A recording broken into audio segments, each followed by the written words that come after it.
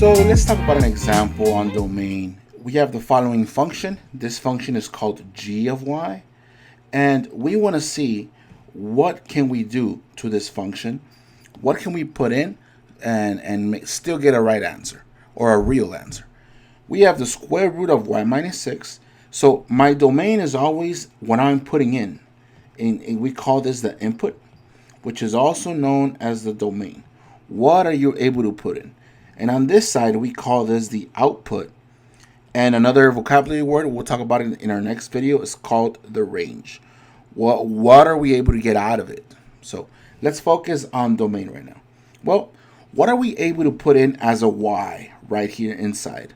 Well, to understand this question, we first need to understand the properties of a square root. Inside of a square root, guys, you can only, or actually you can never ever have a negative number. Try it right now. If you go on Desmos or on your calculator, if you try to find the square root of -4, you're going to get an error. In a calculator, that means that it is undefined, or the symbol 0 with a slash. You cannot find it is not a real answer when you find the square root of a negative number. So your answer, your output, has to give you either a 0 or a positive number. So in other words, I need the inside of this square root to be 0 or higher. How do we figure this answer out, guys? Well, let's set up an equation, or not an equation, but you see right now. I want this whole thing inside, all of this, to be 0, equal to 0, or higher. So it's not necessarily just equal to 0. It could be equal to 0 or higher. What kind of symbol does that mean? That means I want this side to be bigger than 0 or equal to 0. You see what I mean? And if I were to solve for y, I just go plus 6, plus 6. Y is greater than or equal to 6. So why is that? Well, guys, what would have happened if I plug in a 6 in this problem? What's 6 minus 6? It's 0. What's the square root of 0? You got it. It's actually 0. Guys, let's go with the next one. What happens if we were to plug in a 1? I'm sorry, not a 1. Something bigger than 6 or higher.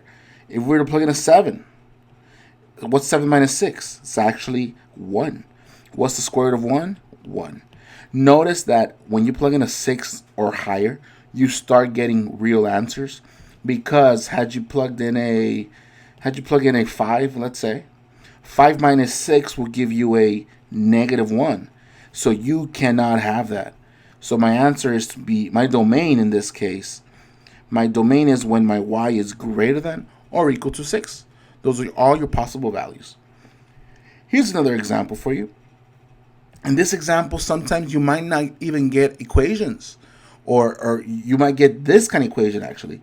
We call this a piecewise equation because it's an equation separated into little pieces, you see?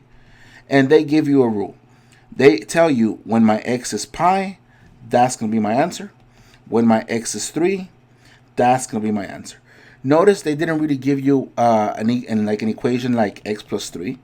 So that means that there is no way for you to plug in the x.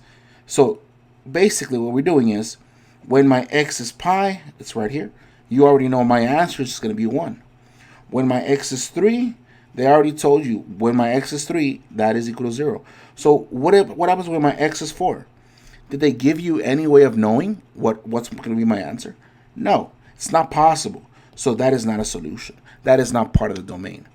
When they didn't give you an equation for you to plug in, your domain is simply going to be those two values, because there's nothing else to plug in. So my x could be pi, or it could be 3. Now don't worry about these squiggly lines. That's just, we don't like writing parentheses. These little squiggly lines mean we're talking about domain or intervals. So my only possible answers for domain is pi and 3. And my only possible answers for range, which will be in the next video, will be 1 and 0.